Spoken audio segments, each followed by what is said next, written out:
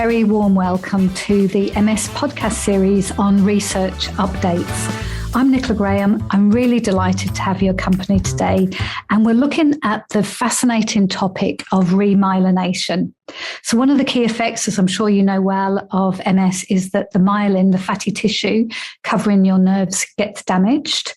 So what if we could repair this myelin insulation? What if your nerves could start to work better? How good would that be? So that's what we're going to be looking at today. If you'd like to know where the research is at with remyelination, is it a pipe dream? Is it going to happen in a timely scale? Please stay tuned. I'm talking with Brett Drummond from MStranslate, and Brett's going to get us all up to date with remyelination. So really warm welcome, Brett.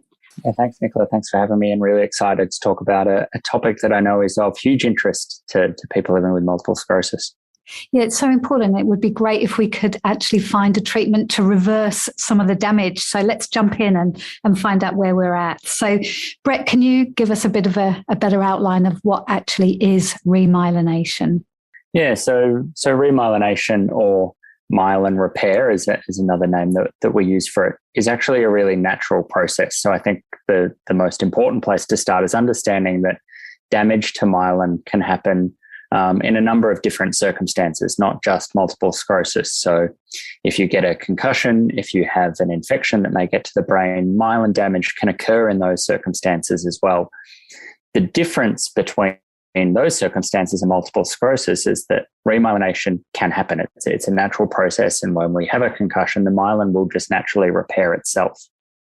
However, for reasons that are still a little bit unclear, that doesn't happen in multiple sclerosis. And so that ongoing damage to the nervous system and that lack of repair is what we see sort of leading to increased disability across the life of a person with multiple sclerosis. Okay, thanks, Brett. And it's good to know that it's a process that happens naturally for a lot of other reasons, not just with MS. So why is remyelination of interest to people who have multiple sclerosis? Yeah, so as you mentioned, it's really the next step, I think, in terms of the management of multiple sclerosis. So, where we are at the moment is that we have a number of therapies that are available for people living with multiple sclerosis, and they've become, especially the newer generation ones, have become exceptionally good at being able to stop or slow new damage from occurring to the nerves. But none of those therapies do anything to actively repair that damage after it exists. And so while we may be able to slow disability progression, and we've seen data that suggests that's certainly possible with these treatments, we're not doing anything to be able to improve symptoms necessarily. And that's where myelin repair or remyelination may step in. It's really about being able to, as you say, reverse the disease. Can we actually go backwards and see some improvement in symptoms and be able to improve the quality of life for people living with multiple sclerosis? And we often talk about a cure for multiple sclerosis, and I think that often gets thrown around, certainly in the media, every time we have a new development in the research field. And when I talk about remyelination, I talk about it as being a concept or a component of what we might be looking at for a revised version or a redefined version of a cure in MS. Because I think if we can have therapies that can stop new damage or slow new damage from occurring, which we already have, and combine that with a therapy that can repair damage that exists, then what we're seeing is a much more complete management of the disease. And while it's not a cure necessarily in terms of our traditional view of it, if we can get to that stage, I think we're getting closer to something that may be complete management. I can see why you're excited about this subject matter, Brett. It shows some promise. So what is the research telling us about remyelination and what might be realistically possible? Yeah, so I mean, the first thing to say is that this is a huge area of research in multiple sclerosis. There are many, many, many studies going on around the world around this. And so I think to put it in context in terms of how all of these studies are looking at, it's good to think about the problem that exists to begin with, because part of what this research is doing is trying to understand that problem. We said at the start that myelin repair is very possible. It happens in lots of conditions, but it doesn't happen in multiple sclerosis. So if we think about how research groups are attacking this, it's useful to think of it in terms of an analogy. So if you think of driving to the supermarket and you have one road that connects your house to the supermarket, and one day when you go to do it, a tree's fallen down across that road. You can't get to the supermarket anymore. In a similar way, we know that myelin repair occurs through pathways. Basically, there's a series of steps that need to happen to get myelin repair to occur. Now, it's not as simple as one straight line like the analogy, but it's along those lines. Now, in terms of our analogy, in terms of getting to the supermarket, what would our potential solutions be? Well, we could try and make sure that the tree never fell in the first place. We can try and work out what caused that tree to fall, and we could stop that from happening. Or we could look at a way that we could start our journey from the other side of the tree. Or we could look at a way of being able to put that tree back up or get rid of that block. And that's really what's happening in terms of the research into myelin repair. We're trying to work out what causes the block in the first place to see if we can stop that from happening. Can we reverse the block once it's there? Or can we somehow jumpstart the process further down the track after the block has occurred? So because of all of this, there's many different targets that have been looking at, and we won't go through all of them in today's episode. But essentially what the research has shown, and there are many, many different studies, is that remyelination is certainly possible. Now, a lot of this has been done in animal studies, so there are a few human studies that we'll talk about in a little bit as well. But I think we can take heart from seeing that there are studies that have shown and research that has shown that myelin repair is possible. It's just a matter of working out exactly what compounds may be the best to have that happen. And there are, I think it would be safe to say, hundreds of compounds being investigated at the moment to do that. And whether or not the promising research that we see in those early animal models translates across to human clinical trials. Out of all those different studies that are going on, Brett, which one are you following most closely, and when does that publish? Yeah, so I think there's a couple of different areas that I think are of particular interest. One, there was a really interesting publication, I think it was in 2020, that came out of the University of Cambridge that looked at the use of intermittent fasting and metformin in an animal model.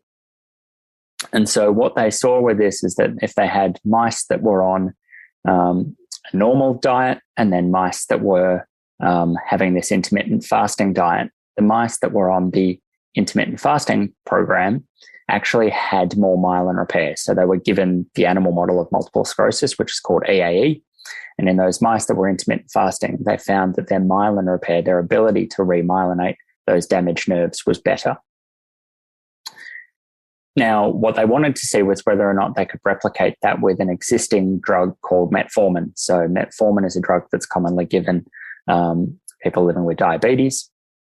And so they thought that this drug could mimic the results that they saw with the mice that fasted. And again, in the group where they compared mice that weren't taking metformin with mice that were taking metformin, they found that those on drug had that similar improved ability to remyelinate. So this was really exciting. I think the fact that they could see it both with the dietary approach and the drug approach gives us more confidence that there is some real reason to be excited about that. And they're now pursuing that. So the University of Cambridge are in the process of starting to recruit for some early phase clinical trials. Now, that's been quite a slow process during the coronavirus pandemic. It's much harder to get people in and recruit for clinical trials during that. But we can expect that trial to start within the near future. And it'll be really interesting to see whether those really positive results are replicated in that human clinical trial. Now, there's a slight point of difference. They're purely looking at the metformin side of things. So they aren't going to be looking at the intermittent fasting in that trial. They're keen to see whether they can get the results with metformin, and they're actually going to do metformin and a separate group in that trial where it's metformin plus clemastine. Now, clemastine is a compound that's actually found in a number of over-the-counter antihistamines that was identified by a group at the University of California, San Francisco a few years ago as having potential to also remyelinate, looking at the optic nerve. actually, they did a test where they screened a number of common compounds and saw what could help repair the damage to the optic nerve in some tests, and they found that one. So the University of Cambridge are also going to be testing that. Brett, that's really interesting, because I know from my time at Parkinson's, they'd identified a number of years ago that people on metformin fared much better with their Parkinson's condition as well. So I think a little bit of a take home there for our listeners is to keep an eye on that study, but also managing your blood sugar levels and avoiding those spikes of sugar, maybe speaking to our MS dietitian service or finding a really good dietitian is a conversation worth having as well. Yeah, definitely. And I mean, we know that diet in itself is a whole different topic and can have benefits for people living with multiple sclerosis, not just for their disease progression, but for a number of comorbidities. And I think the really interesting part about the metformin study and the intermittent fasting study, the reason why they looked at intermittent fasting to begin with, is that there is some suggestion that one of the problems that starts to impact myelin repair and multiple sclerosis is age, and not necessarily growing older, though that's obviously part of it, but also just the age of cells. And one of the best ways that's been found at the moment to slow the aging process is intermittent fasting. And it's thought that metformin may have a similar sort of thing. So it's interesting that they're going down that path. Yeah, and we know with intermittent fasting as well that it produces a brain growth factor, so it can be neuroprotective for the brain. But again, a big caution, intermittent fasting is not for everybody. So please, listener, do chat with your dietitian to find out what might be appropriate to you. So Brett, it sounds really exciting. It's really interesting. We'd love to think that remyelination might be something in the very near future. What can our listeners expect to see treatment-wise, and in what time frame? It's kind of the $1 million question, isn't it? How long? Yeah, I mean, it's always a difficult question to answer, but it's a really important question. I mean, I think whenever we discuss these sorts of things, we want to put them into a context. We don't want people to be assuming that, this is something that's going to be available within the next 6 months. My easiest way of answering this is really to share the opinions of other people who are experts in the field, who I talk to on a regular basis. And one that people may know about if they follow MStranslate is Dr. Travis Stiles, who works for Novron Bioscience in San Diego, California. And their company is also currently looking at a compound that can promote remyelination in multiple sclerosis. And so they're working through a number of studies on that at the moment. But when I talk to him about the broader field, he thinks it's certainly feasible that we could have a successful remyelination therapy within the next 5 to 6 years. Now, it's always difficult to predict those things with certainty. And, we have no idea whether or not clinical trials will work. The clinical trial process isn't short in itself. So we need a bit of patience as we go through that. And I know that that's obviously a very difficult thing. We obviously all want this to become available as soon as possible. But, we're hopeful that it's not just something that's going to be 20 years away. I think we're thinking that hopefully it will be much shorter timeframes than that. It's interesting that there is a lot of talk at the moment in the field as well about how we can improve the clinical trials into remyelination. So we've seen the University of Cambridge study that I talked about isn't the first clinical trial that we've had in people living with multiple sclerosis for myelin repair therapies. We have had others. Anti-LINGO may be one that a number of people may have heard of. There was a bexarotene study that also came out of the University of Cambridge. And these have been unsuccessful for varying reasons. So the bexarotene study out of the University of Cambridge actually showed that remyelination was possible in people living with multiple sclerosis, which was fantastic to see a human study showing remyelination could work. The issue there was that the drug used produced side effects that just weren't acceptable for human use. But in other clinical trials that we've seen fail, a lot of what's been suggested is that it's a problem with trial design. And so there's certainly suggestions, and Gavin Giovannoni, who people may know of as someone who's quite big in terms of talking about this research online as well, put out a paper recently where they talked about this and suggested we really need to be thinking more carefully about how we're designing these trials, because we can't afford to waste time. People living with MS can't afford for more time to be wasted on myelin repair therapies. And one of the things that they suggested including as part of these trials is exercise, that we shouldn't just be giving people therapies and waiting to see what happens, that potentially having exercise included as part of the combined trial for these therapies is something that should be heavily considered. That's good to be reminded of.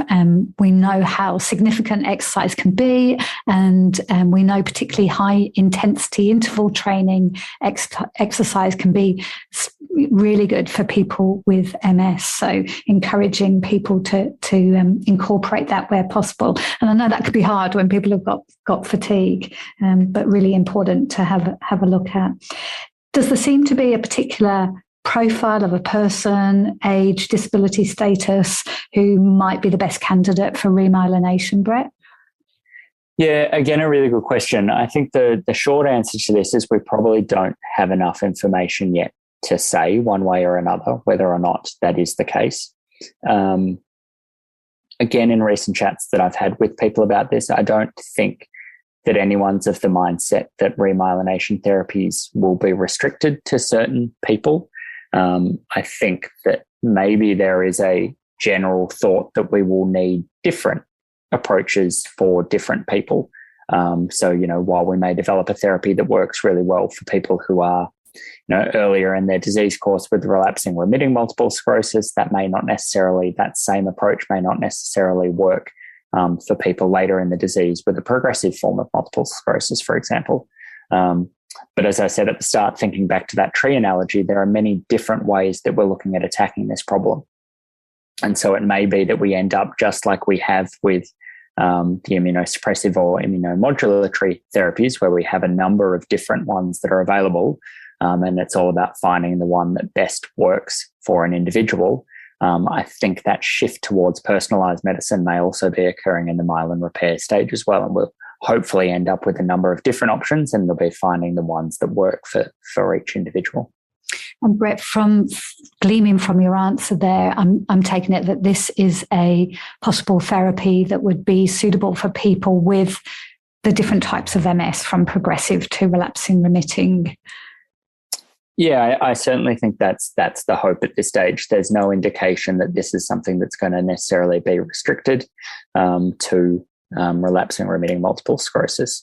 And when we're talking about damage, it's a little bit different to when we talk about the currently existing therapies, where we know that they are mostly for people with relapsing remitting multiple sclerosis. And that's because there's a shift in terms of what's causing the damage in relapsing remitting versus progressive multiple sclerosis. When we're talking about repairing the damage, as I said, we still don't have enough information to be able to answer it conclusively.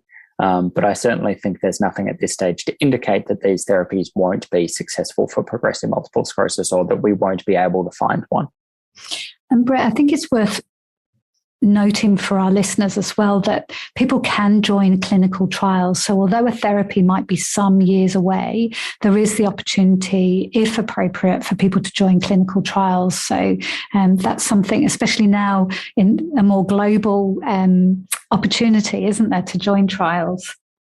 Yeah, definitely. And I think it's one of the best ways we know from talking regularly to people in the MS community, that they are heavily invested in research and want to help research as much as they can. And participating in trials and participating in studies is one of the most fantastic and generous ways that you can help research. So certainly I would encourage people to keep a lookout for what trials are available that they may be eligible for. I know MS Australia and all of the state-based organisations do a great job of promoting those studies when they are available for people. So certainly monitoring those pages and keeping in contact with your neurologist and asking about those sort of things is a really good idea. That's great. And Brett, you mentioned side effects, which stopped one of the trials. Any potential side effects of these remyelination treatments that people should be aware of, or is this a bit of premature given the treatments are a little bit away yet? Yeah, I think that's really going to be dependent on the individual treatment. There won't be my thoughts are that there won't be a universal side effect that comes with repairing myelin. It will be dependent on the type of drug that's used for it. I guess when we talk about something like metformin, because it is something that's already being used in other diseases, we already have a relatively good idea of the safety profile for that. And so we know that it is relatively well tolerated and, the side effects are relatively minor. When we're looking at something like bexarotene, which was in that University of Cambridge study, they knew that it was quite a dirty drug is maybe not the best choice, but it wasn't their first choice. But because it was currently available, they wanted to test it out. But yes, that did lead to quite significant side effects. So I think it's going to be different depending on the type of therapy that's used. And that is encouraging with the metformin because it is a drug that is currently already available. So that can help to speed things along a little bit, can't it? Yeah, definitely. I think, if it's already gone through some of those processes, then that can obviously speed up the clinical trial process and gives a bit more confidence in terms of, as I said, that safety profile. So Brett, thank you. Thanks for bringing all your knowledge. I know this is an area, the remyelination, that you're looking at really closely and following with a lot of passion and a lot of interest. So if anything new comes up, let us know and we'll make sure we keep our listeners up to date. I always love ending our research podcasts with asking you, what might the next topic be? We try to do these quarterly, so I'm really interested to think what you might want to cover next time. Yeah, I think there's a lot of interesting research going on at the moment. It's I think we've got ECTRIMS coming up towards the end of the year, but before that, certainly the diet and the gut microbiome, there's a lot of stuff going on, which we talked about in our ECTRIMS topic from last year. That's one that's interesting. Yeah. Lifestyle factors, I think, is another one that, we're seeing a lot of things around not only just diet, but also exercise, which we've mentioned in terms of this episode around how that may be beneficial in terms of remyelination, smoking and the negative effects of that and all of the data that we're seeing around that. Yeah, that could be one as well. But there are so many, and we want to be as responsive as possible to what comes out that could be something that we don't even know about yet. Stem cells could be another one, actually, that we might talk about because we didn't cover it in today's episode, but there are a different type of stem cells to the ones that we talk about that are also have potential for myelin repair that are being looked at in early stage clinical trials as well. Okay, well, people will have to subscribe to the podcast so they can find out what that next research update is. So thanks so much, Brett. Really love the way that you're able to take a lot of scientific information and put it into bite-sized pieces so we can really follow it and do what your organisation says, which is to translate that info for us. So thanks, Brett.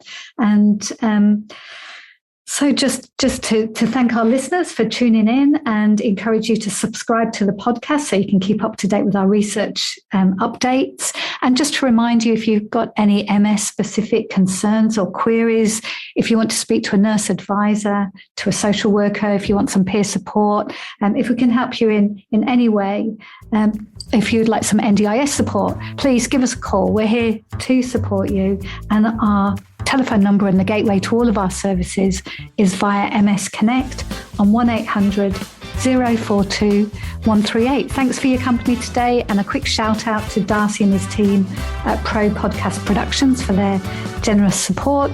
And we look forward to your company in our next podcast. Bye for now.